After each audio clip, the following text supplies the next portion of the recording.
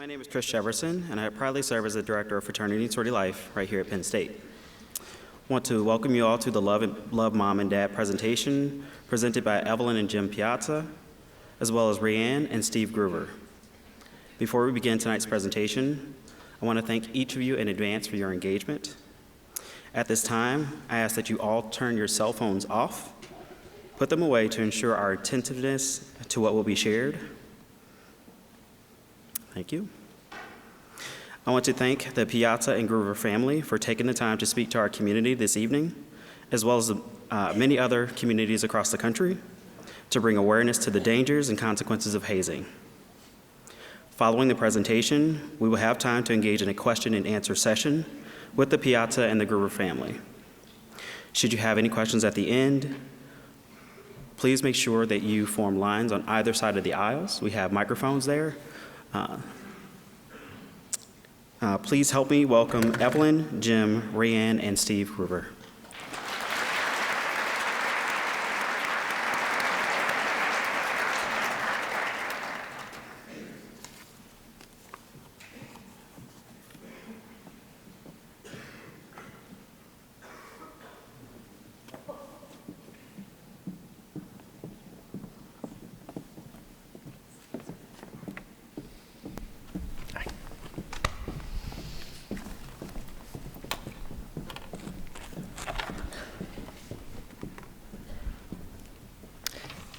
Good afternoon. Thank you all so much for sharing your time with us today. During our time together, we are going to talk to you about hazing, what hazing looks like, what to watch out for, and what you can do to keep yourself and your friends safe.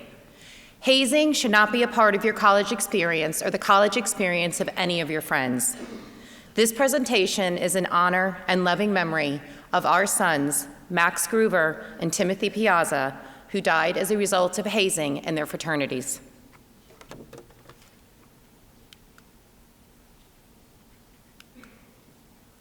Look at your first semester of college.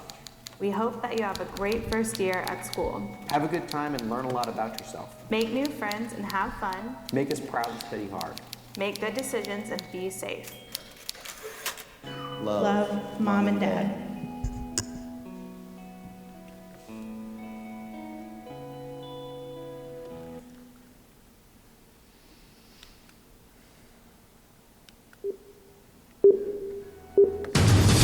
This is an ABC News special report. Tonight, a major new development in the alleged hazing death of Penn State student Timothy Piazza. We have new evidence. Surveillance video that authorities say was once destroyed, now recovered by the FBI. This is the video that they clearly did not want seen. Guess what, guys? Now we know.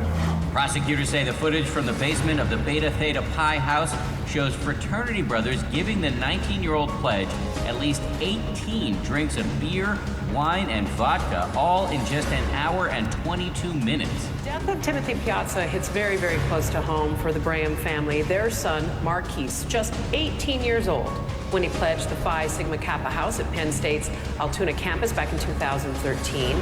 The Graham family says Marquise was under a severe amount of psychological stress after months and months of hazing. Ultimately, Marquise took his own life on March 14th, 2014. 10 young men under arrest in the suspected hazing death of a college student in Louisiana. The LSU freshman died after attending a fraternity pledge event called Bible Study. Here's ABC's Steve Osunsami. 19-year-old Max Gruver died after what they called a Bible study September 13th. Pledges were asked questions about the fraternity, and police say that Naukin and two others forced them to drink 190 proof alcohol when they got the answers wrong. A coroner's report tonight says that Gruver's blood alcohol level was .495, 6 times the legal driving limit. Police say he was passed out on a couch for at least 9 hours, that they checked on him during the night, and in the morning he woke up with a weak pulse. Max. Let me tell you all a little bit about my Max. Max was a gentle giant, a sweet soul. He had a big smile and an even bigger hug, and he was always someone who took care of the people around him. He was easygoing and super laid back. He laughed with his entire body, and he loved every day of his life. Max was born and raised in Roswell, Georgia, and is the older brother to Alex, who's 18, and Lily Kate, who just turned 15. He went to Blessed Trinity Catholic High School, and he dated a beautiful girl. Oops, I went too fast. All 4 years. He loves sports, journalism, and rap music, some of his favorites being J. Cole, Drake, Kendrick Lamar, and my personal favorite, Schoolboy Q. Max also wrote articles for Def Pen Radio, writing over 360 articles in just 3 years. He could talk your ear off about any sport and all the statistics to go with it. He was a Little League coach, and he coached his sister's basketball team. He chose LSU because he liked the journalism program, and he knew he had a lot of possibilities ahead of him. He had a bright future, one he was ready to go after. He pledged to fraternity, to meet people, and to get involved at a really big school. And he was also interested in a fraternity where he could take on a leadership role. He'd even been up for pledge class president. Max was ready to start the next chapter of his life, but the next chapter of his life would be very short-lived. We dropped Max off on August 15th, 2017. This picture is the last picture I have of my son and I. It is a moment I will never forget. It's a moment many of you probably had with your parents when they dropped you off, especially that very first time. It's the last moment I felt his arms around me, giving me that huge hug. It's the last time I got to see that enormous smile. It's the last time I was able to look at him in the eyes, tell him I loved him, that I would miss him, and that I was really, really proud of him. I told him, "This is your time. Go shine your light on the world." 29 days later, my son would be dead because of alcohol hazing in his fraternity house. According to police reports and trial testimony, pledges were summoned to the fraternity house for Bible study. They arrived at 10 p.m. on a Wednesday night, and their phones were taken from them. Some brothers descended down the stairs to where the pledges were playing pool, and one said, "Are you all ready for Bible study? Y'all better do well, 'cause I'm already effed up." The pledges were then placed in a single file line and marched up the stairs as they were doused in hot sauce and in mustard. They were placed in a dark hallway with a flashing strobe light and loud blaring music, clearly intended to disorient and distract the participants. At one point, the pledges were told to do wall sits while brothers ran across their legs. At another point, one pledge was accidentally struck in an eye with a bottle, causing a severe black eye and laceration. But the big part of the night was Bible study. Pledges were placed with their noses and their toes against the wall, and that's when the questions began. Answer a question wrong about the fraternity history, or mess up on the Greek alphabet, and you have to take a pull off of a liquor bottle. The liquor of choice for this Bible study was diesel, and a pull is taking a swig off the bottle until you are told to stop while brothers are screaming at you and telling you how many seconds you need to drink from that bottle. Some pledges were forced to drink up to 10 seconds off of those bottles at a time. Max was one of those pledges. And as I think many of you may know, diesel is not just alcohol. It is what is called a high-potency alcohol. It's an alcoholic beverage that is 2.5 times stronger than the alcoholic beverage that is more familiar to the average person, like, say, rum or vodka. This particular alcohol is 190 proof alcohol, grain alcohol. The alcohol's own website includes this warning, and I quote, "Diesel 190 proof is extremely potent and should not be drunk straight, but integrated with drinks in a small amount." According to witnesses, this pledge activity lasted less than 2 hours, and Max was forced to consume 16 to 20 pulls off of those bottles, which has been calculated to be about 32 ounces of diesel. He was forced to drink significantly more pulls than other pledges because he obviously got answers wrong, and he had been late to some pledge events, and certain fraternity members singled him out. They singled him out. The actions taken by these hazers resulted in my son's death.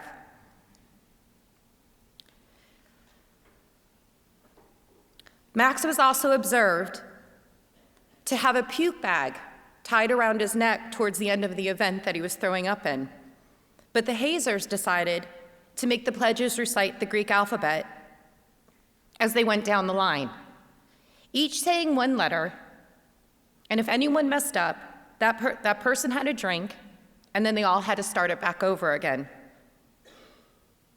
Every time they got to Max, he messed up. He couldn't remember upsilon. It was the only letter of the Greek alphabet that he needed to remember. Upsilon. But with a puke bag around his neck, and obviously clearly incapacitated, those hazers still forced him to drink at least 5 to 6 more pulls off of those diesel bottles. Max was taken back downstairs, and he was left to sleep it off on the couch.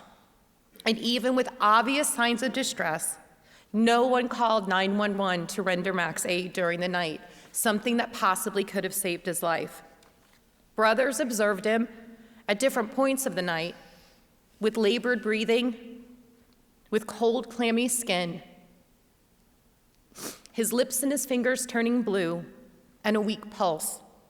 Some even checking his pulse and checking his breathing during the night, and never calling 911.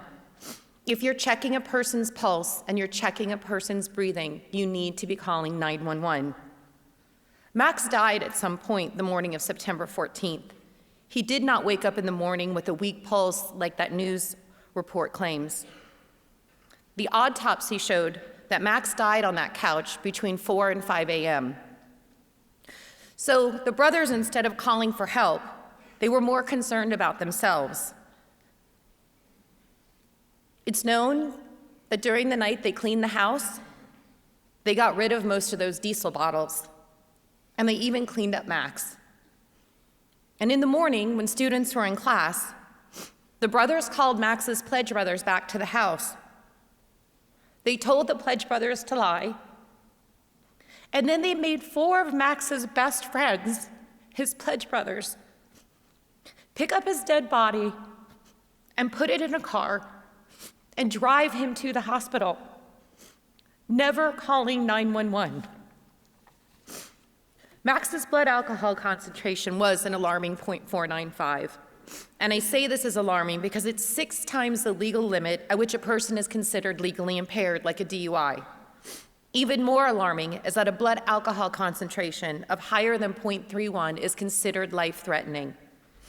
Can you really call this a brotherhood, subjecting pledges to life-threatening hazing rituals like this? Tragically, our son is dead as a result of this alcohol hazing Bible study. He was left to sleep it off in the fraternity house with his brothers right there, and the outcome was fatal. The coroner cited the cause of death as acute alcohol intoxication with aspiration. Max choked to death on his own vomit. 10 fraternity members have been arrested on criminal charges ranging from hazing to negligent homicide, which is a felony. 4 were indicted by a grand jury. 2 have pleaded no contest, which is the same as a guilty plea in Louisiana. And they were sentenced this past July to 30 days in jail, which at the time was the most they could get with the old law. The individual who's charged with negligent homicide faced trial this past July, and on July 17th was found guilty. He will be sentenced this Wednesday. We will fly to Baton Rouge, and he could get up to 5 years in jail. He's also being prosecuted for obstruction of justice for deleting over 700 items off of his phone. He could get another 5 years in jail once that trial is over. So many lives have been ruined because of hazing. But most of all, our family has to live every single day without our oldest son, a brother, a grandson, a cousin, a best friend. This is not the college experience that we, or I think any of you, are looking for. Tim was an amazing person with an incredible sense of humor. He was shy until he got to know you, and then he was larger than life. He was smart, athletic, loved Netflix and video games, and he kind of had his life figured out. He was going to major in mechanical engineering so he could have a career designing prosthetics, go to grad school, eventually marry his high school girlfriend, and just have fun with his brother and friends. So this next picture is particularly important to us, it may be familiar to some of you. When Penn State got the bid to play in the Rose Bowl on January 2nd, 2017, which was a Monday that year, happens to be our anniversary, Tim sent us a text and said, hey, I'd really like to go to the Rose Bowl. And I said, sure, that's fine. Let me look at tickets and whatnot, and we'll make a nice vacation out of it. But he had limitations. And basically, he said, we can't go until January 1st because he didn't want to leave his girlfriend, Caitlin, home alone on New Year's Eve. So I said, okay, we'll just tack time onto the back end. He said, well, we can't do that either. I said, why not? He said, because I have this internship, this engineering internship that I'm working at, and I really need to be back by Wednesday. They need me, which is kind of ridiculous. He was a college sophomore, but I went along with it. And I'm happy that we went on this trip. It was a great trip. We had a lot of memories in just a couple of days. But the most meaningful thing here is this is our last family picture together. Within a month, Tim was dead. Tim was a part of his girlfriend's family, and he was there for them if they needed him or wanted him for anything. He was the big brother to Caitlin's younger brother and sister. He was loved, trusted, and appreciated far more than he ever knew. They were and are still devastated by his death. Tim was a big guy, and he took on the role of protector for anyone who needed it. He was a great friend, brother, and boyfriend. He brought lightness to any room, making people smile and laugh. My favorite picture is the one to the right. That, to me, is pure contentment. They truly were perfect for each other. So let me set the stage. On February 2nd, 2017, Tim was in his room doing his homework. He got a text message that said, report to the fraternity house by 9:30 p.m. wearing khakis and a blazer. He was also told, don't be late, and that we are going to get you fucked up. Upon arrival at the house, he and the other pledges were greeted with a small ceremony and were then handed a handle of vodka and were told that they had to finish it before moving on. Simple math would tell you, on average, each pledge had around 3.5 shots from that handle in just a matter of minutes. After finishing the handle, they were lined up behind a door, and one by one were allowed through the door where they encountered a drinking obstacle course. They called it the Gauntlet, with several stations which included beer shotguns, drinking from wine bags, more vodka, a beer pong challenge which resulted in more beer chugging, and other things. This was a well-planned, well-orchestrated event that had been done before. People had been hurt at it before, but they did it again anyway. The pledges were being screamed at and pushed along through the obstacle course. The obstacle course was followed with a so-called celebratory event in the basement of the house, where the pledges were handed more bottles of vodka, more wine bags, and more beers to drink. All this was captured on video. The video shows that in less than 90 minutes, Tim had the equivalent of at least 18 drinks. Shortly after 11 p.m., Tim went upstairs with another fraternity member who we think was trying to get him out of harm's way from the activities in the basement, but then the individual left him alone. Tim tried to figure out how to leave the house, but he couldn't even figure out how to open the front door. He stumbled around and eventually went back to the basement steps, which is where he fell headfirst down 15 steps. 4 brothers were immediately seen carrying his limp body back upstairs, and they threw him on a couch. He was out cold. For the next several hours, the brothers poured beer on him, did a sternum rub to try to revive him, and if you don't know what a sternum rub is, apparently it's very painful. You're supposed to react to it. Tim didn't react to it. They slapped him, they backpacked him, they threw his shoes at him, they sat on him, and they held him down on the couch. He came in and out of coherency, and several brothers knew he needed help, and they sought to seek it, but they were overruled by leadership. Some of you may be familiar with it because it was all over the news at the time that there was one individual that was thrown up against a wall for trying to get him help. At some point, all the brothers went to bed, leaving Tim alone in the lower level of the house, and he is seen stumbling around, falling many times, writhing around on the floor in apparent severe pain throughout the night. At some point, Tim got back up and went towards the basement again, and that was the last time any video of him was seen. The next morning, he was found curled up in a cold basement, no shirt, and in the fetal position, stiff and turning gray. For the next 45 minutes, the brothers debated about what to do, and leadership ordered a cleanup of the house while they tried to dress Tim. And then they let him lie there as he was slowly dying right in front of their eyes. Finally, after 45 minutes, someone called 911. There was no mention of the fall. There was no mention of what happened during the course of the night. An ambulance took Tim to the hospital by himself. No fraternity member accompanied him. No family members were called, even though that they knew he had a brother on campus. So now I want you to put yourself in our shoes. Who here has a brother or sister close in age to you? Close enough to be in college at the same time as you? If not, consider your best friend, and consider that you're both going to the same college. Now, close your eyes, and imagine that your brother's going to pledge a fraternity, and it started last night. You get a call from your brother's roommate saying he didn't come home last night, and that's not like him. He always comes home. You decide something's wrong, and you call the hospital to see if he's there. They say, yes, there's been an accident, come right away.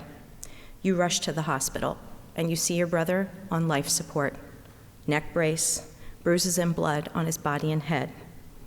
The doctor tells you it's bad, that he has a subdural hematoma, which is bleeding in his brain. His spleen is ruptured, actually shattered. He has a punctured lung, and he needs a blood transfusion because, as it turns out, 80% of his body's blood is in his abdomen. You have to call your mom to tell her that the doctor's going to call, but that your parents need to come now. You tell her what little information you know, that it was the first night of pledging, and that he fell down the stairs. They need to medevac him to a trauma hospital 1.5 hours away for neurosurgery immediately. You talk to him, even though he's unconscious. You tell him to hang in there, that you are proud of him, and that you love him. A tear rolls down his cheek, and you think he heard you. And then they take him away. Now, picture your mom and dad getting that phone call, as well as the call from the ER doctor. The doctor says he's a very sick boy, but they don't understand what the doctor's hinting at, that their son is dying. It doesn't click. Both mom and dad have to drive 45 excruciating minutes from work to get to home to pack bags, and then drive over 2 hours to get to the hospital where he'll be having surgery. Your dad says, this better not have anything to do with that fraternity, and your mom tells him it was the first night of pledging. They get to the hospital, they call the police to find out what happened. There's not a lot of information, but they say he fell down the steps once, maybe twice, after drinking. They get to the hospital and feel sick when they see the helicopter still sitting outside. They rush in and have to wait in the surgical waiting room. Finally, someone comes to take them to surgical ICU to meet with the surgeons. It turns out this man is a chaplain, but it doesn't click why a chaplain was sent to get them. In a small room, a surgeon and a nurse tell them that their son's brain injury is non-recoverable. They feel the world stop. Another surgeon comes in and says that once the skull was removed to release the pressure on the brain kept swelling outside of the skull, and that this is considered brain death. He's brain dead? How can this be? He's still on life support. Is there any hope for recovery? No. They have tests to prove brain death, but they can't be done because of his other injuries, and your parents have to take the doctor's word for it. You get a ride with your roommate to the hospital and find out how bad it is from your parents. You try to be the strong one. His girlfriend comes with her dad. They have to tell her that the boy she loves is brain dead. You all cry together. Then you finally get to see him. The only skin showing is his shoulders. He's covered with blankets to keep his body warm, but his body won't warm up. His head is covered with a white gauze stocking cap to cover the bandages from having his skull removed to release the pressure on the brain from the bleeding. And he's got bruises and swelling on his face. He's on a ventilator. There are IVs everywhere, and machines monitoring his oxygen level and body temperature. They need to put chest tubes in his lungs because his oxygen level's dropping. They think he aspirated on vomit. The doctors and nurses are telling you that they're doing everything they can, but that it's just a matter of time. He's going to go into cardiac arrest. The organ donor person is talking to you about donating his kidneys, the only organs not damaged. Now, you all have to decide whether to resuscitate him when he goes into cardiac arrest, potentially breaking ribs in his already battered body, only to know that he will go into cardiac arrest again. Or do you let him go into cardiac arrest and die so they can take him into an operating room and harvest his organs? Or do you turn the machines off now in an operating room so they can harvest his organs immediately? You, your parents, his girlfriend and her dad, decide to turn the machines off, but he codes.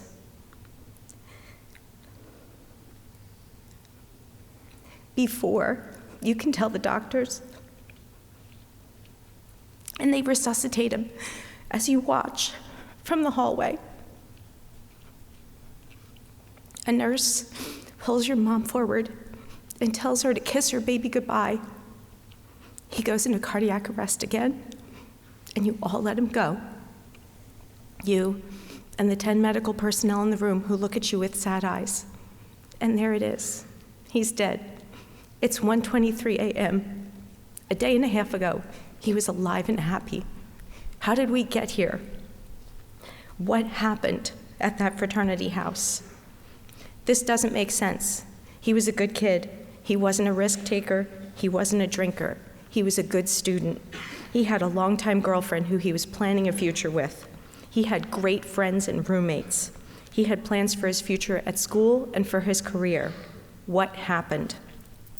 He was an amazing person who was hazed, and once he was hurt and unconscious, was slapped, had beer poured on him, had his shoes thrown at his head, was sat on to keep from rolling off the couch, was backpacked, and then ignored and basically left to die because the fraternity did not want to get in trouble. Think about this being your loss. Think about this being your pain.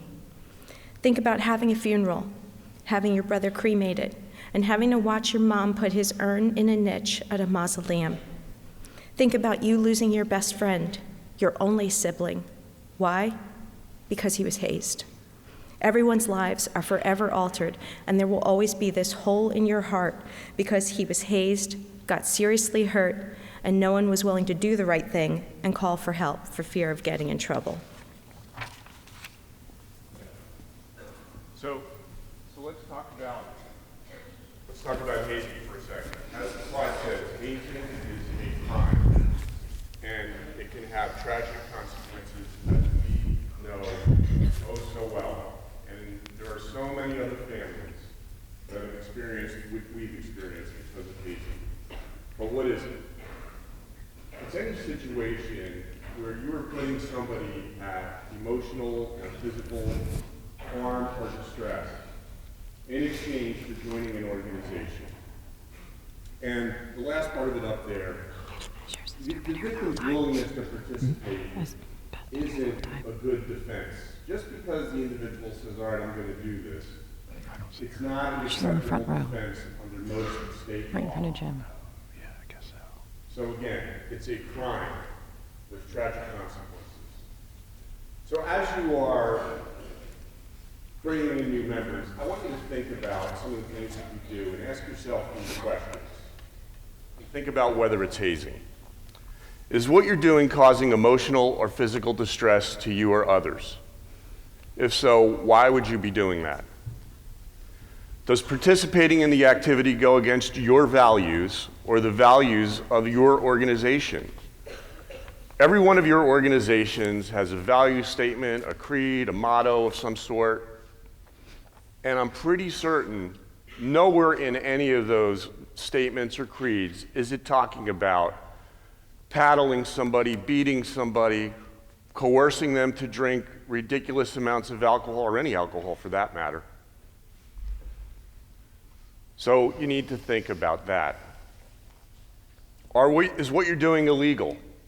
And by the way, we're not here to talk about underage drinking. In fact, we will be speaking on campus in a couple of weeks to an anthropology of alcohol class.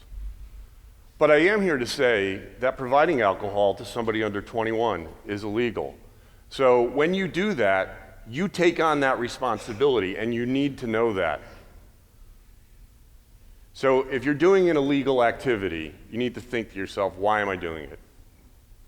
Am I hazing the person? Which is also illegal. Are you being asked to keep these activities a secret, and why? And we know that most of the time when there's hazing involved, it's like, hey, you can't talk about this. You can't mention this to anybody else. You got to keep it a secret.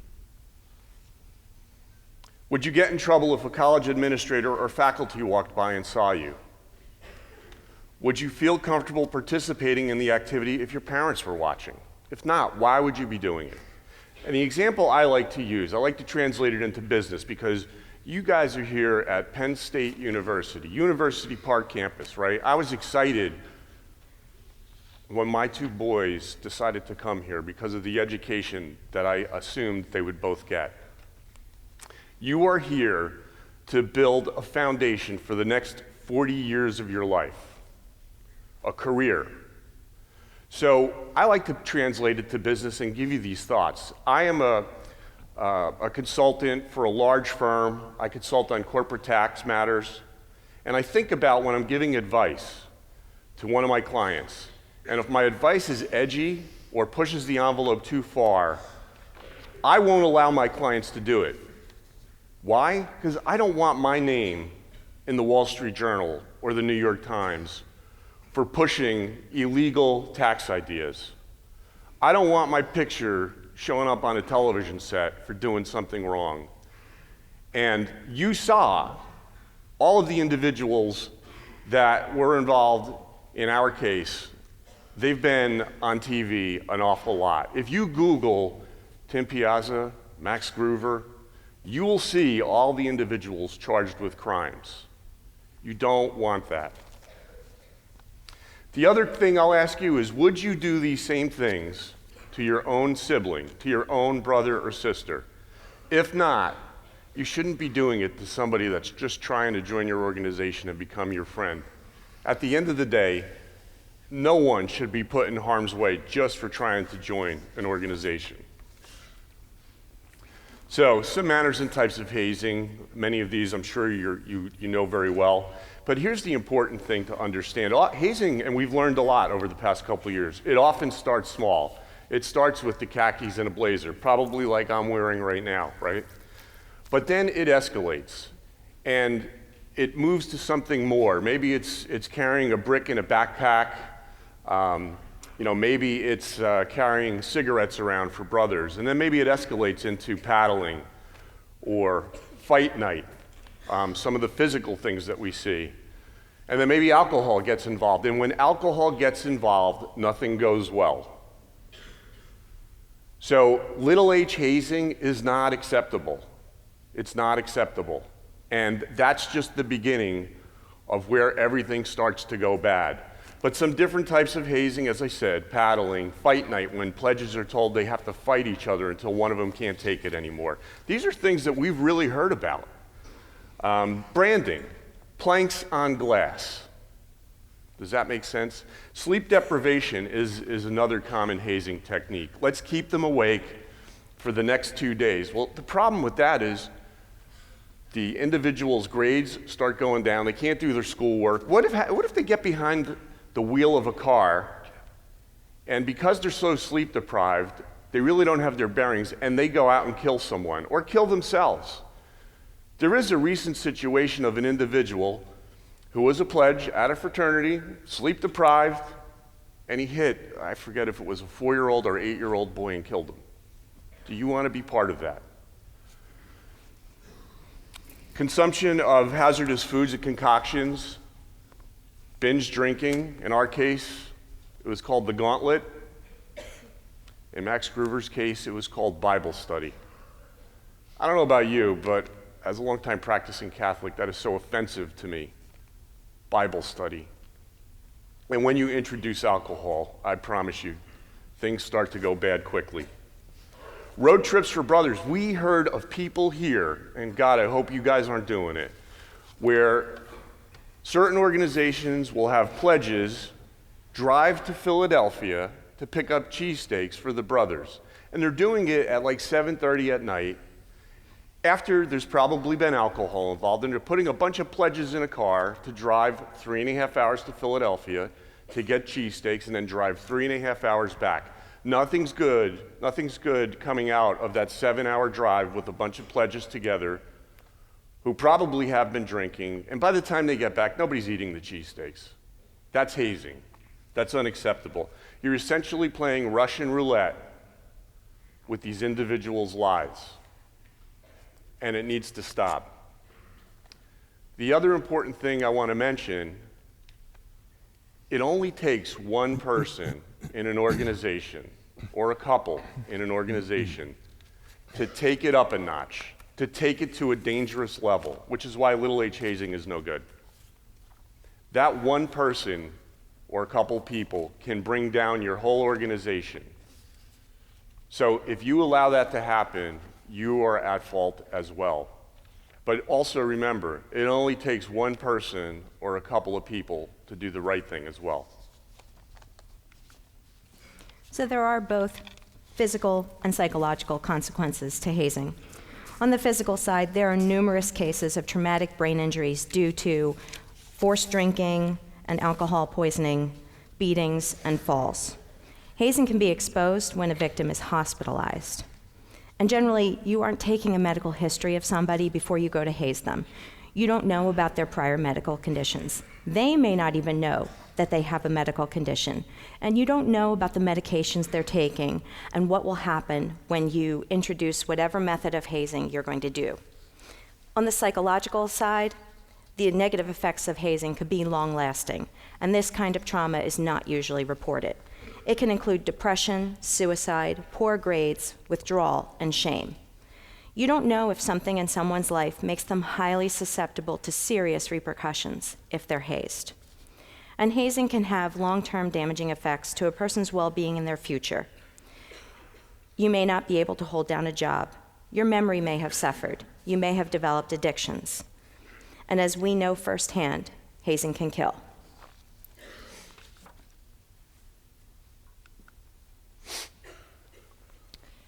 Hazing is often about power and control. You will do whatever it takes in order to prove your loyalty and your commitment to the organization. Hazing is more than peer pressure. It definitely can involve bullying. Bullying was definitely a part of Max's night. Hazing happens when the pledge is under duress, which is why that victim's agreement to participate cannot be a defense. Hazing does not build unity and should never be considered a tradition. A tradition should never be a dangerous rite of passion or cause harm to another individual.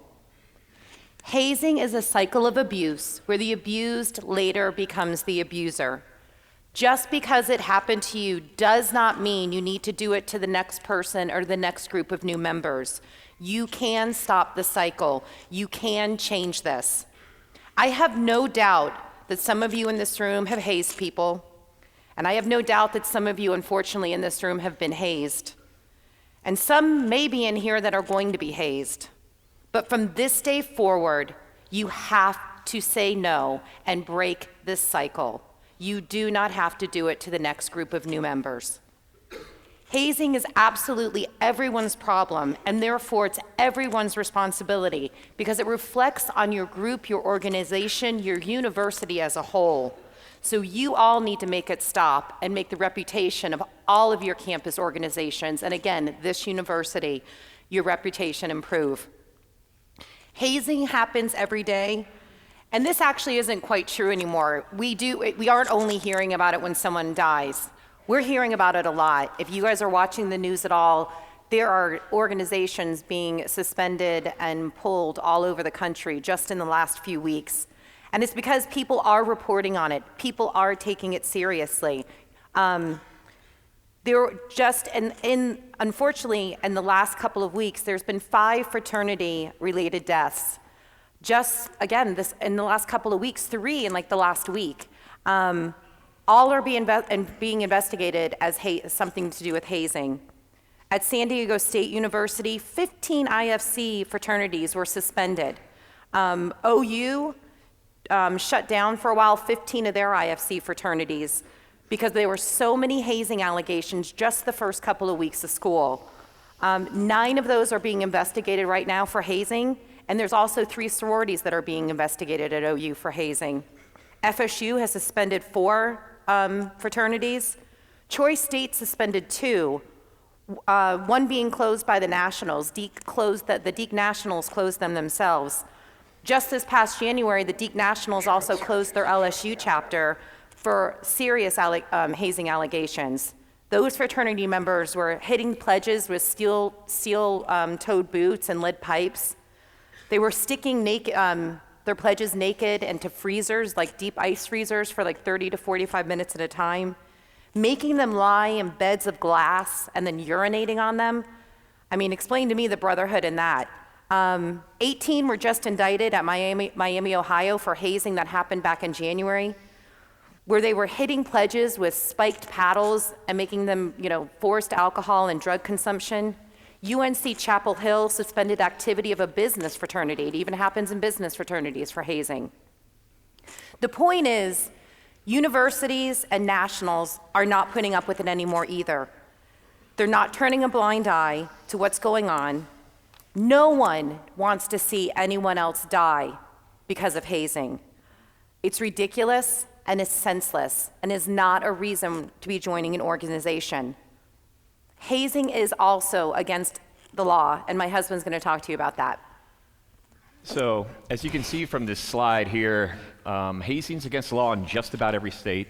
There's a handful of states that have no hazing laws. And we've partnered up with the NIC and the MPC and created model legislation to take to all the states here that you don't see in red to create felony hazing laws. Rayanne and I started in Louisiana with the Max Gruver Act. In the state of Louisiana, the hazing law in the books mentioned that those boys got 30 days. It was a $100 fine and up to 30 days in jail. The state of Louisiana has a law in their books where if you have more than 3 chickens on your property in a residential area, you're subject to fines up to $500 and 6 months in jail. They put more emphasis on protecting chickens than they did kids' lives in that state. Well, unfortunately, reactively, since Max died, not unfortunate, it's fortunate, but unanimously we have a felony law in the state of Louisiana of up to 5 years and up to $10,000 fine if there's bodily injury or harm due to hazing, death related to hazing, or if you send a kid to the hospital with a blood alcohol content above 0.30. The Piazzas also worked real hard in Pennsylvania to get felony laws here as well. Go to the next slide. And here you've got up to 7 years in jail and a $15,000 fine and a felony on your record for hazing. So I don't want you to be threatened by these laws unless you're the hazer. You should be threatened. But I want to talk to you about these laws more to empower you to do the right thing. Because even as a bystander, you're still going down for a felony for hazing in this state. So if you see something, say something, do the right thing. Let this law empower you to say, it's not happening in my house. I'm going to make a difference, and I'm going to create the change. As part of our model legislation, we have immunity if you report hazing ahead of somebody getting hurt really bad or dying or blood alcohol content above a 0.30. So if you talk about it, the intent is not to close down your organization. The intent is to cut out the cancer that is hazing. We're also working with the NIC and the MPC at a federal level for transparency, which is also part of your state law, which just simply means that if you have hazing on your record, it's being reported at your organization, at your school, at the organization level. And the intent there is for the folks that are doing it wrong. You got to know that, hey, the guys that you're trying to recruit, they're going to see all the bad stuff you've been doing. But it's also really cool for the fraternities and sororities or organizations that aren't hazing to show that, hey, we've got a clean record. Come join our group. You don't want to be associated with these guys over here because they're doing a lot wrong. This is another law that also gives you immunity. And it's immunity for being prosecuted for alcohol and drugs, again, when you do the right thing. Time and time again, you hear us saying, no one called 911 with Tim, eventually, not in time. No one called 911 with Max. They put him in a car and drove his dead body to the hospital.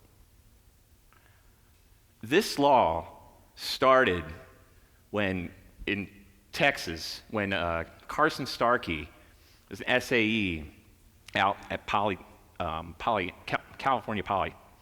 And he was at a hazing event, and very similar to a lot of these stories, he had a lot to drink, he was hazed with alcohol, and it looked like he's in trouble. He's really struggling. So they thought they were doing the right thing. They didn't call 911. They loaded Carson up in the car, and they hauled ass to the hospital. We're going to save him. We're going to get his stomach pumped. He's going to be all right. But on the way there, they all started looking at each other saying, hey, you know what? We've been drinking a lot too. And we gave Carson all this liquor. So when we get there, they're going to call the cops. We're going to go to jail for this. So they said, you know what? This isn't worth it. This isn't worth it. Saving his life. Let's just take him back to the fraternity house and let him sleep it off. He's going to be fine. Just like Max and Tim, Carson didn't wake up. Carson died on that couch because those boys turned around and didn't do the right thing. They should have called 911 immediately. His family started in Texas, and as you can see, been working tirelessly to create these amnesty laws with respect to calling 911. You're not going to get in trouble. We implore you to do the right thing. So before we got started today, how many of y'all knew that hazing was against the law? It's good. How many of you believe hazing is a good thing for your organization? I don't see a hand. I love it. But there's somebody in this room that doesn't believe that, and I'm going to tell you right now they're a coward. Or they didn't show up because they didn't want to see this happening. They didn't want to learn how bad off they were and the direction that they're leading their organization. So they're in the minority. You should feel very confident to stand up and speak out against them because you all in this room want to do the right thing and save lives. And 80% of these deaths are from alcohol. And as the Piazza said, they're going to be talking about alcohol in a session later on here at the school. But drinking and driving is against the law, right? Everybody knows that. Yet people are still drinking and driving, right? So why are they drinking and driving? I want to try to let you know it's very similar to hazing. They get behind the wheel, they've had too much to drink, but they believe they're still in control. They believe they can make it home. It's just, I'm just down the road. It's no big deal. I only had a couple. And they end up killing somebody, or they kill themselves. Hazing's exactly the same. These organizations believe they have it under control. They believe it's innocuous. They believe it's little h hazing. Nothing bad's going to happen. And I can tell you, the morning that my son died, the Phi Delta Thetas believed they had their hazing under control. The Betas here at your school believed they had hazing under control. And that night, Both our sons died.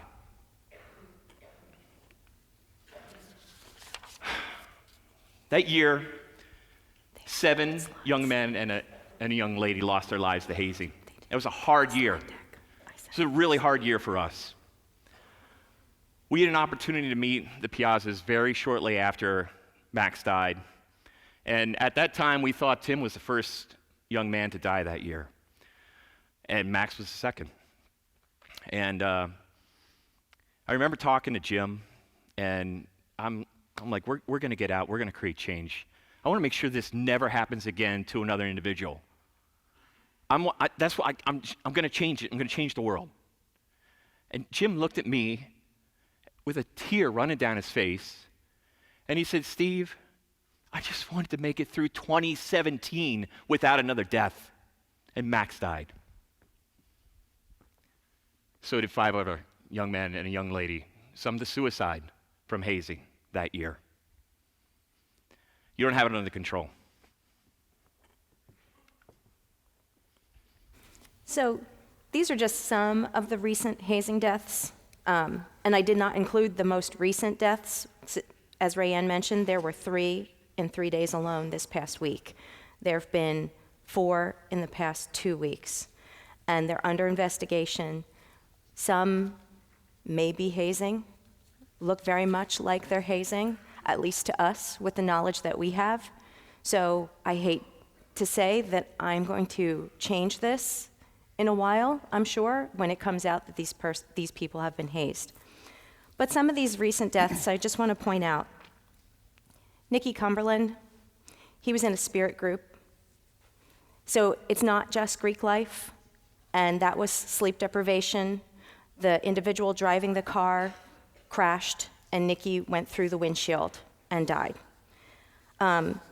Andrew Coffey, when we did the anthropology of alcohol class last year with Professor French, he did the calculations, and what Andrew had to drink, the family bottle, was the equivalent of 21 shots of bourbon. Not even a seasoned alcoholic is going to drink 21 shots in one sitting. So it's disgusting that anybody would have made somebody drink that much. Ryan Abley, very much like Tim's situation. They made them drink. He was sleeping it off. They woke them up to clean the basement at like 5 o'clock in the morning. He fell down the basement steps, hit his head, got a traumatic brain injury, and died. Nolan Birch, this past week was the 5th anniversary of his death. He was hazed with alcohol in 1 hour, was incapacitated, like lost bodily function, unresponsive. They laid him on a stripper table and left him before somebody realized that he wasn't breathing. Dalton Diebrick never even got to go to class. His mother dropped him off a week ahead of time so that they had pre-rushing like they do in the South. The week before school starts, he had his 18th birthday. They celebrated. His parents went home. He rushed for a couple days, and before the week was out, she was picking up his stuff. They made him drink and laid him on a concrete pad in the backyard, which is where he died. Marquise Braham was a Penn Stater at Altoona, and PSK hazed the life out of him, but he survived. He survived that horrible hazing with psychological scars. And the next semester, he said to his parents, I want to help make this better. So he got a role as secretary. And as secretary, he couldn't partake in the hazing, but he had to record it on cell phones. So he got to watch the hazing, and he couldn't stop it. And he went home for spring break, told his aunt that he had sins and needed to go to confession, went to confession, took his mom out to lunch, and then threw himself off of the roof of a hotel.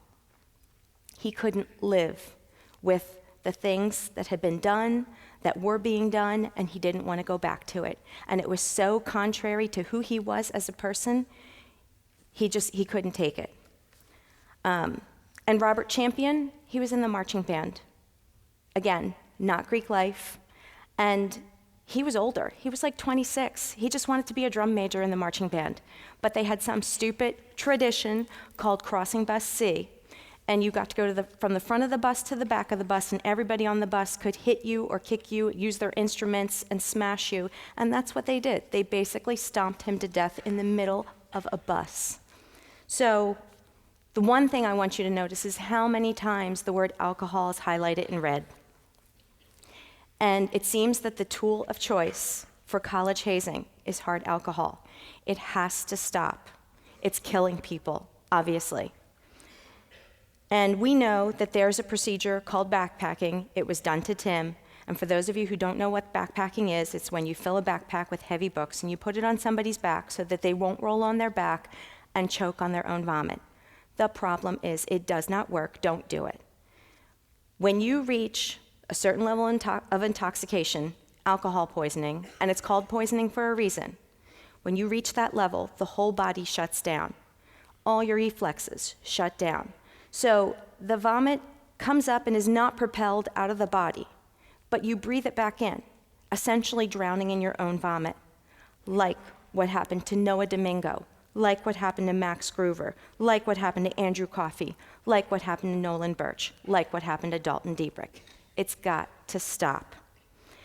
If you're checking somebody's pulse, if you're checking their breathing, if their color doesn't look good, and if you even thought about backpacking somebody, or if you're watching somebody like a hawk, you need to call 911. So let's talk about what life is like now. Many people will say we have a new normal. There is nothing normal about what our life is like right now. We're not supposed to be here. We're not supposed to be here talking to you. I'm not supposed to know those people over there.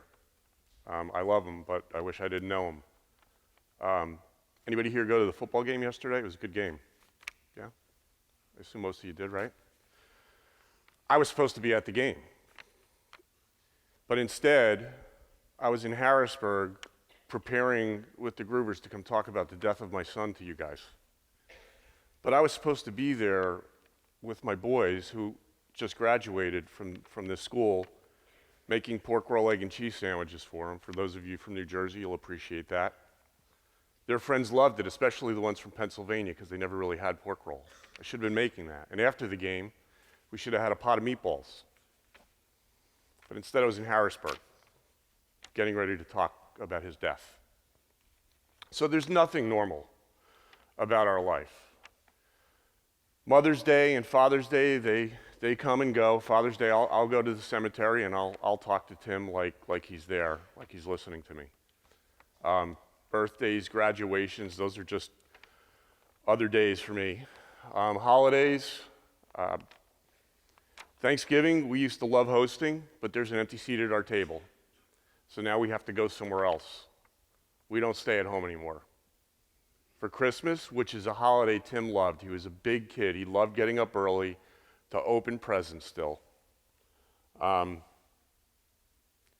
Now for Christmas, the only reason we stay around Christmas Day is because I have an elderly mother that we can't leave alone. But the day after Christmas, we are out of there. And speaking of Christmas, that last Christmas, December 2016, I bought Tim the big Penn State cornhole thing that he wanted so that he could have it here at school, use it before football games. It's still in the box. It's never been used. So if one of you want it, just let me know. There's nothing normal about what we're doing. In the summertime, we have a house down at the Jersey Shore. We've had it for quite a while. One of the things I loved the most was throwing the football with Tim on the beach. And sometimes, if there was a pretty girl walking down the beach that was anywhere near him, I'd throw the ball near her so he had to go pick it up or have her pick it up to hand it to him, just to bust his chops. I used to love doing that. I don't get to do that anymore either. Our whole world has changed. And it's not just us. It's other family members, other friends. Last night, one of Tim's best friends came to visit us in Harrisburg. He works out there now. He had to go through counseling for a while, as did many of Tim's friends. They still feel the pain. Other family members feel the pain. We don't know what's going on in our other son's head. He doesn't talk about it. We're fortunate enough to have here today the mothers of two of Tim's best friends while we were here on campus, while he was here on campus. Tim loved those guys. They're supposed to be lifelong friends. They don't get that anymore. And then, of course, there's his girlfriend who is essentially a widow, right, without the title. She lost the person she was thinking about marrying. And she had to go back to school after a period of time, and her friends were definitely supportive. But after a while, they wanted to go back to their routine. They wanted to go out. They wanted to go to parties and whatnot. But she's still hurting, and she's away from her family, and she has to deal with that. And then let's just talk about the individuals for a moment. All the individuals that were charged with crimes. Many of them already pled guilty to crimes, so now they have a criminal record. There's still a couple that have to go to trial. There's still some that have to be sentenced. But they're going to have a criminal record. And in the Gruver's case, Matthew Nockwin has a felony record. If you have a record with a felony on it, and that's what the new Pennsylvania and Louisiana laws are, if somebody dies or gets seriously hurt, it's a felony. You lose certain rights as a U.S. citizen. You don't get to vote. So they all have a criminal record. And by the way, in the process of getting that criminal record, they had to spend a lot of time in court and spent a lot of money on attorneys. Probably a few $100,000 each, spending their parents' retirement money. If that doesn't make you sick, the thought of spending your parents' retirement money to defend you because you did something that we're telling you shouldn't be doing, I don't know what would. Just the thought of that should turn your stomach. Their careers are going to be impacted by it. They're going to have a criminal record. You do an internet search on any one of these individuals, their name's going to be popping up for being involved in the death of another human being. And once all the criminal stuff is behind, then there's civil trials. This is where people sue other people for money. And a lot of times people say, well, that's what I have insurance for. If you're convicted of a crime, the insurance company is saying, whoa, whoa, whoa, we don't cover people that commit crimes. If you have a loss, if you have to make a payment, that's on you. You got to go get your own attorneys. You're going to have to pay it out of your own account. More spending of your parents' retirement money. Again, I don't know how that makes you feel, but for me, that would turn my stomach. I wouldn't want to put my parents in that position. They should be thinking about retirement right now. Not going to court with you, spending their hard-earned money, trying to keep you out of jail, or paying for things that you did. So think about that. If nothing else, think about the impact to yourself and your family if you do some of these things. You to put yourself back in our shoes. Because of hazing, life is on an alternate course. This is not the way it was supposed to be. You are now an only child. Your children won't have cousins on your side of the family. All the things you were supposed to share together, holidays, vacations, tailgates at your alma mater, won't be happening. You lost your best friend, your confidant, your workout buddy. His girlfriend lost her future husband, their future kids, and the future life that they were planning and looking forward to down the line. Friends lost the guy who would have been the best man at their wedding, one of the greatest people they ever knew, the guy who could make them laugh no matter what. Parents lost half their world and their greatest joy in life. Half of their heart is gone, and they feel that pain in their chest and in their soul every day. You wake up thinking, he's not here, and you go to sleep thinking, he's not here. Little things can send any one of you into a tailspin. Hearing a song on the radio that he loved, hearing his ringtone on someone else's phone, going to his favorite restaurant, playing a board game that he made way more fun than it really was, or just telling stories and remembering him. The destruction is far-reaching and forever. Hazing is unfortunately powerful and vicious. Before you haze, put yourself in this place and remember how much it hurts to have someone damaged or gone from your life. Don't be the person who does this to someone and destroys their family and friends, as well as your own future and that of your parents. And in the back of your mind, consider that one day you might have kids. Would you want someone to do this to your child, your baby? Consider the consequences. Don't think it won't happen, because it does. It did, and it will hurt so many people with the greatest pain imaginable. You are very loved. You may not hear it very often, but know that you are very loved. Your absence from people's lives would be devastating to them. Now remember, the person next to you and the person who wants to join your organization is just as loved by their family and friends who would be crippled by their loss. Please listen to us and don't haze. So what can you do here at Penn State to change the hazing culture? And it starts with all of you being real leaders within your campus and within your chapters. Make each other accountable.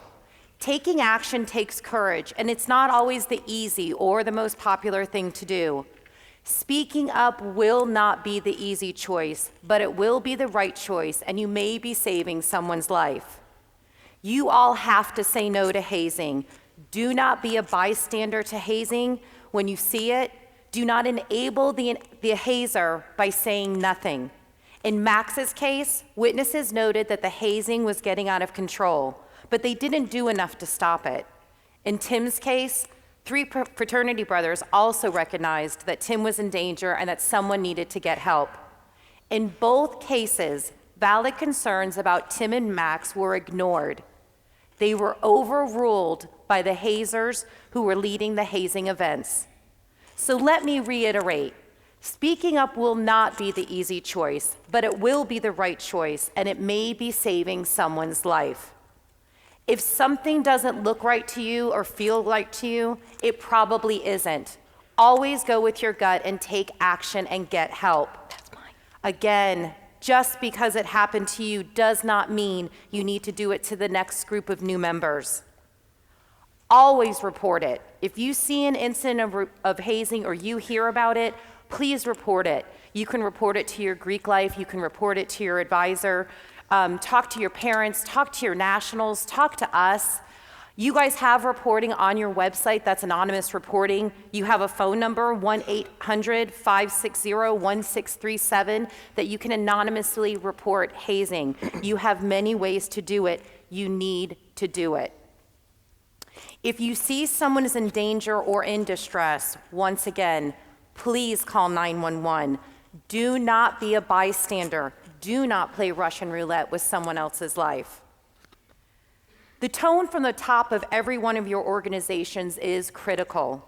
You must set the tone that hazing will not be tolerated and has no room in your organization. In Max's trial, it was explained over and over again how there was an official formal calendar and a non-formal calendar. And pledges were told that you didn't have to do anything on the non-formal calendar. But pledge after pledge, and active brother after active brother that testified, and that's over 30 young men, said that they all knew that it was expected of them to do all of these non-formal hazing events. And that if they didn't do them, that it would either be worse the next time when they went, or they could possibly be cut. Just because you say to those new members it is not mandatory and does not make it okay. It is still against the practices of your organization. It is still hazing. It is still against the law. And a pledge's willingness to participate does not matter. It cannot be a defense. And if you have alumni that are coming back to your chapters and to your tailgates and they are encouraging hazing, they need to be reported also. And please report them to your nationals, report them to your Greek life and your administrators. Alumni should be mentors. They should be guiding you and helping you to become better young men and women, not encouraging hazing activity. Hazing is absolutely unnecessary for any one of your organizations to be strong. So do not settle for the tolerance of hazing. Do not set settle for hazing being part of your culture at all. We're going to challenge you here too at Penn State. What can you guys do to change the hazing culture? How can you encourage true brotherhood and true sisterhood? What can you do instead of hazing? You guys don't haze 12 months out of the year. You haze for a short period, whether it's 6 weeks, 8 weeks, whatever your new member guidelines are. What are you doing the rest of the time? Because you're doing other things that you guys are bonding together and trusting each other and getting to know one another. And something else I can't quite understand, which, I'd love for somebody to explain to me is, you guys go through rush, and during that time when you're going through rush and you're trying to get your new members to come on board, you treat them so awesome. You treat them great. I mean, you are selling yourselves and how the best decision they're gonna make is coming into your organization. And, I know Max was telling us about all the ones that were talking to him. He had like 5 or 6 bids that he was like looking at, and these guys were great. Mom, these guys are so awesome. Why is it the minute you give them that bid, you then start treating them like shit? What's the psychology of that? How can that change? Why don't you continue to keep treating them as awesome as they should be treated and show them why they really want to be a part of your organization forever? They don't need to earn it. They earned it during rush when you guys said, we want you. That's when they earned it. So how can you change that and change that logic in your heads as you're going forward? And how can you be leaders again and make your chapter an example to all other organizations on your campus? And then I want you guys to all work together with all your chapters across this campus and make the hazing change, make it end. Oop, I keep hitting the thing, sorry guys. This is a really important slide because it really is what Greek life and all organizations on your campus are supposed to be about. And it's about caring enough to educate yourself and your members on what is right and what is wrong. You care enough to make sure that those around you are making safe decisions. You care enough to remove others from harm's way.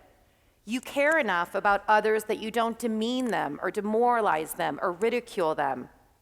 You care enough to report when someone else is not caring. And you care enough to live the values that you committed to in your organization. All of your organizations have an oath or a creed that you all abide by. I'm an 80 Pi from Clemson. As an 80 Pi, we live for each other. We believe in Alpha Delta Pi. Pike says is committed to a life of caring for others as he cares for himself. Phi Sigma Kappa, a family of leaders. Alpha Kappa Delta Phi, timeless friendship through sisterhood. Kappa Alpha Psi, achievement in every field of human endeavor. If you are living by these words and these oaths and these creeds, where does hazing fit in? The fact is, it does not. Hazing has no place in your organization if you are living by the oaths and the creeds that you have made. And I'm also going to ask you guys, if you don't want to live by your oaths and your creed and your rituals that you all have, then why are you even in that organization? And if you're in that organization and you know people in your organization do not want to follow your ritual, why aren't you getting them out? Because they're the ones who are going to bring you down. I'm going to leave you guys with something that we found in Max's journal the night before we buried him. It is from a paper he wrote on blessings when he was 16 years old, and the last paragraph ended like this. God works in funny ways. He does bad things sometimes because in the end they are good. Something bad can happen to you, but it may happen because it will make you better. He does bad to ultimately create good. Our sons were no different than any of you all in this room. They went away to college, and they wanted a home away from home. They wanted a brother when they couldn't be with their brother. They wanted a family when they couldn't be with us. They wanted to feel safe. So please, take these words of Max's with you back to your chapters and across your campus and put an end to hazing. Make something good out of something that has been so horribly bad for the Piazzas and for us. Make this change happen. I included Marquise Braham on this slide because he was one of you. So I want to leave you with some advice that Tim gave to himself, and I think everybody could benefit from it. On his last day of a class in his junior year of high school, his teacher asked his students to write themselves a letter, and he was going to mail it back to them in 5 years. Sadly, Tim didn't live long enough to see that day. But his teacher came to Tim's wake, and he left us a manila envelope in the back of the church. And when we opened it up, we saw an envelope with Tim's handwriting on it, and we were shocked. And then to read what he wrote himself, it was so moving and touching and sad because he wasn't here to read it for himself. And he told himself, don't sweat the small stuff, relax a little and enjoy life. Find happiness. Not everything is on a silver platter. You need to find what makes you happy. Contact your old friends. Contact family more. I don't know how long any of us will be around, but cherish everyone. Cherish everyone. Everyone is important. Everyone is worthy of being treated like they matter. It is not hard to be kind.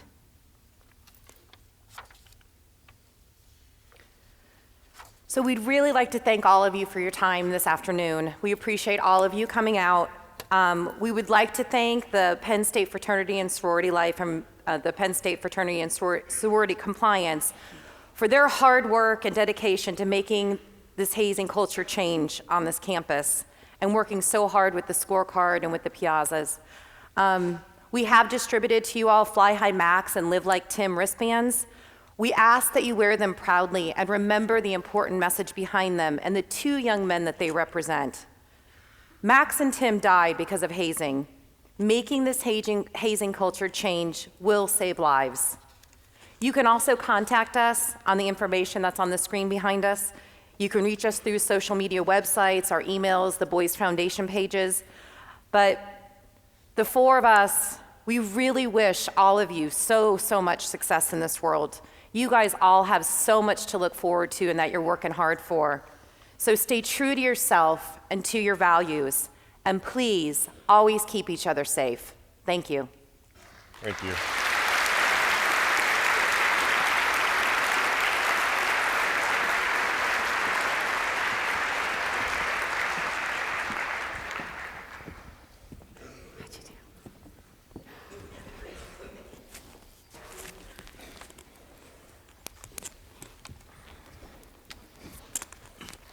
Do you guys want to say? What's that?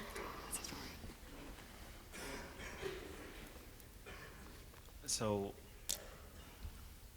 in the most heartfelt way that I can express this, I really want to thank you all for delivering these words to this community. I know that we go back a little bit. I don't know that you all remember, but we met over a year ago. I had the opportunity to hear the Piazzas and hear the Gruvers talk about their experience with hazing. That actually has a lot to do with why I'm sitting on the stage right now. Enough is enough. I've had the opportunity to meet a lot of you, meet a lot of your leaders. I know we could be better than this. I know we can. But we all have to work together on it.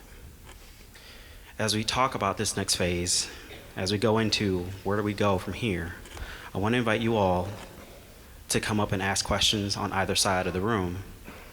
I'm going to get us started with some of the questions. So we'll start with this. This could have been easy to work against the fraternity and sorority community.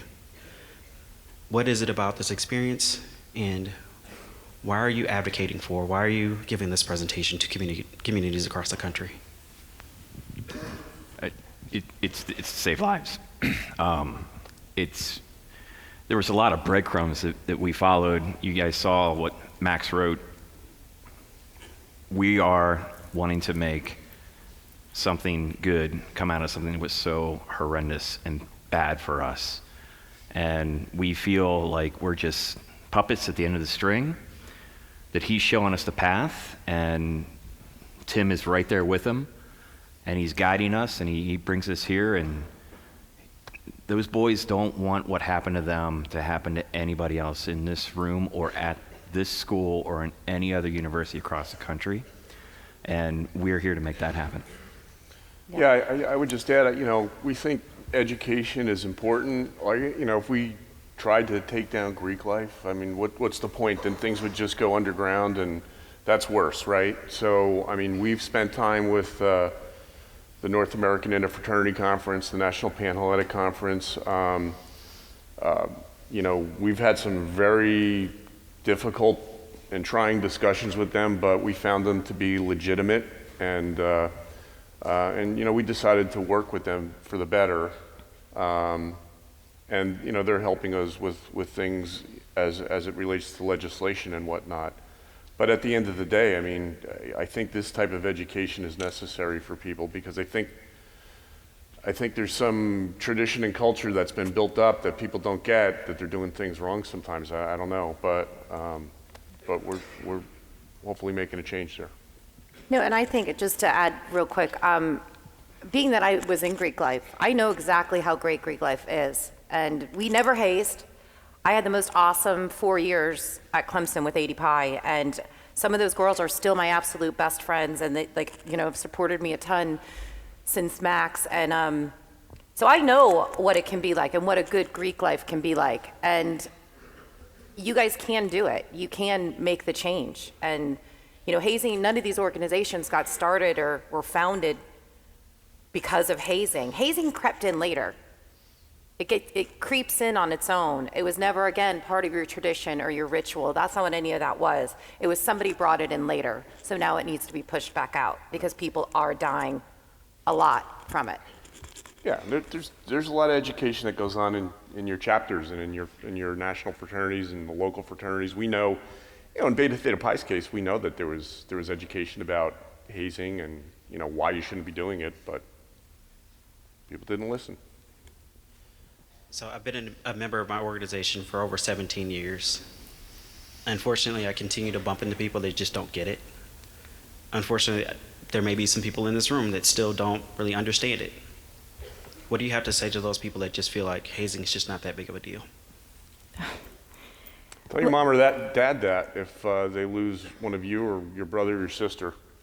And the thing is, the beauty of Greek life is that you're choosing your brother and sister. You don't make your own blood brother and sister earn their way into the family. So in your organization, nobody should be earning their way in or have to do a challenge in order to prove themselves to be accepted. They should just be accepted, and it should be like a big brother, little brother situation where you're the mentor, you're the guide, it shouldn't be that you're earning your way in. Before tonight's presentation, we also asked some of the student leaders to submit some questions just so we can hear from you. And I still want to invite you all to come up and ask questions. But one of their questions was, culture is one of the most difficult things to change. What advice would you give on how to change culture? We talked a lot about that. I know, Rayanne, specifically at the end, your culture, it does not include hazing. It doesn't. So your culture, all these organizations were founded on strong ethical and moral values. And if you're living by those creeds and those ethical values, there is zero tolerance for hazing. It can't exist. And I challenge you in this room to understand that hazing is against the law. It's a felony in this state. So if people are doing it, they're criminals. Do you want a criminal element to be part of your group? Is that what you're looking for? Do you want your group to be identified as a criminal group? The betas, they're gone. They don't have a seat at this table anymore. They didn't take care of their house. So their house is now eliminated. They'll never come back. I hope they never come back. But nationally, they're a good organization if they live by their values. Go ahead. Yeah, I was just gonna say, I kind of believe that it does take some time to change a culture that, especially one that's embedded with bad behavior. But that's why we're here. That's why we're here talking to all of you, so you could be the lead of the change. I mean, I already think, at least I hope, that there's already a cultural change that's happening here on this campus because of, you know, the notoriety, if you will, that came out with Tim, and that the efforts being put forth by Chris and others here. So I believe that there is a culture shift already, but you all need to continue to push that. And even when you're alumni, you need to push it and make sure that change continues to happen so that in 4 or 5 years from now, there's a new culture. You know, it takes time, but I believe if you all work together to do it with these folks who are putting in crazy hours to get it done, your culture will change. And right now, I can tell you from going throughout the country, the fraternity and sorority culture here was not viewed as one of the better ones in the country. In fact, it was towards the bottom. So we are committed to a lot of work. We have a significant amount of staff here to support and to engage in these conversations. The question that I have that, again, is from one of our student leaders is, what is the best way that our community can help individuals and families that have been hurt by hazing? Well, get behind the state. Like, if you live in a state, like New Jersey, we're working on an enhanced law in New Jersey. If you live in New Jersey, reach out to your state senators and representatives and say, you know, we need to have it. One of our own got killed at my campus, you know, lost his life at my campus. And, you know, I want to be part of the change in New Jersey or whatever state you're from. I mean, Pennsylvania, we've got taken care of. Also, we have federal legislation that we're trying to push, the End All Hazing Act, which requires transparency by universities. The good news is we already have that in Pennsylvania, but there's so many other states that don't have that. So if you're from another state, you can call your federal senator, your federal representative and say, look, that End All Hazing Act, that needs to happen. I'm part of a campus that had one of these tragedies. I want to be part of the difference. I want to be part of the change. So you could all jump in on that.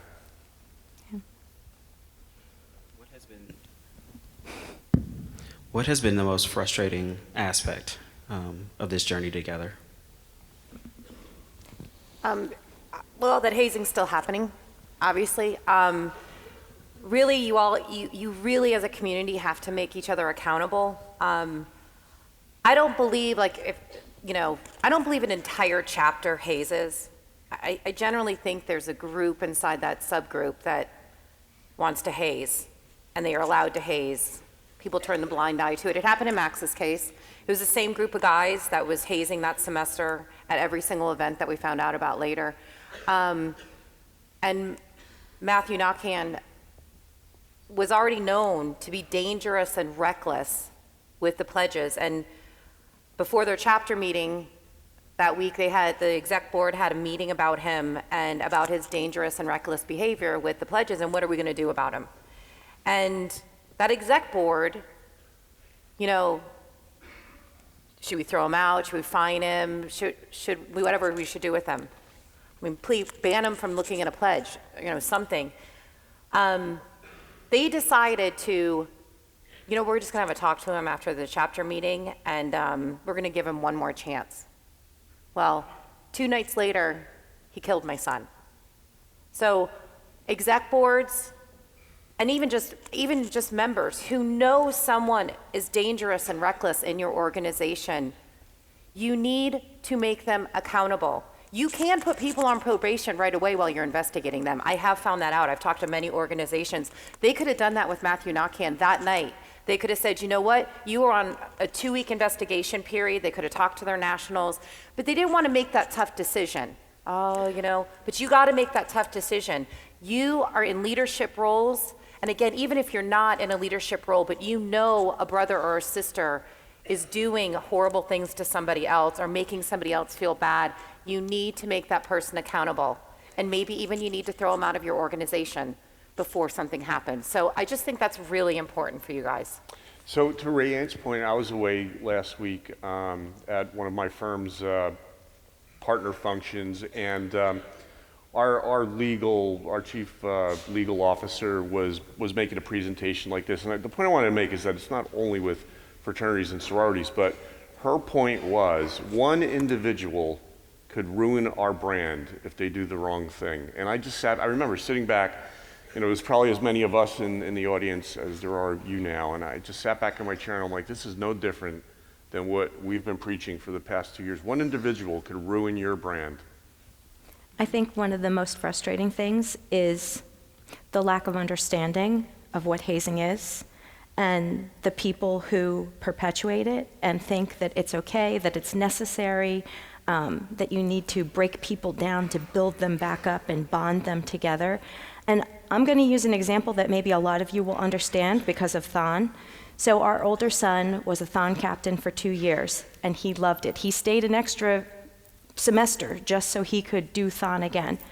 And one of the most incredible things that he took away from it was when they went on retreats together, and they'd have a ball of yarn, and they'd sit in a circle, and they throw the ball of yarn across to somebody, and they say what they admire about that person. And then that person throws the yarn to somebody and says what they admire, and pretty soon it's this interlocking web, and everybody has heard wonderful things about themselves, and then they cut the yarn and they make these bracelets. He still wears his bracelets from 2 years ago. But my point is, that's what builds people up. That's what bonds you together. Not hurting somebody. That's not the way to start a friendship. Nobody starts a friendship by, making somebody drink till they throw up, or making them do planks on bottle caps, or anything like that. And then the second thing is victim blaming. Again, Tim was a good kid. Max was a good kid. You can't say, oh, well, they could have walked out. They could have walked out. They didn't have to drink. They were an adult. No, you don't understand hazing. They really didn't have that choice. They were under duress. So, and once you're in it and you have been drinking, you're incapable of making well thought out decisions. So the victim blaming has to stop too. So that extra semester, he was spending my retirement money, so I wasn't thrilled about it at the time, but that's a better way to spend your parents' retirement money. So what is one final piece of advice or one charge that you would issue to our student leaders in the room? Always call for help for somebody who needs it. When all else fails, everything goes wrong, you did stuff you weren't supposed to be doing, somebody needs help, you call for it. Prosecutors aren't looking to prosecute people who are doing the right thing. If they had called for help right away after Tim fell, we wouldn't be here right now. This would be entirely different. Again, making each other accountable. You have to make each other accountable, and really, it's taking care of each other. You guys are all a community, and your chapters are within that community, but again, you're the Penn State community. So take care of each other. Watch out for each other. Don't force anybody to do something that they don't want to do, and if you know what's going on, make those people accountable. Make it change. As leaders in this room, be very clear with your message. Be very clear that you have zero tolerance, that if someone is hazing, it's a criminal act. I need to know about it. You need to report it. Please report it. Take care of each other. When we leave, hopefully people will have the courage to stand up against the hazers, report them, and eliminate them from your organizations. They don't deserve a spot at this table. They don't deserve to be in this room. They don't deserve to be part of your group. If you see something, say something. It's a big motto at this school. Please do the right thing and help us end hazing. I want to thank you all again for sharing your stories and delivering this message not only to our community, but to the hundreds of communities across the country. Thank you so much for your time. Can we all please give them a round of applause?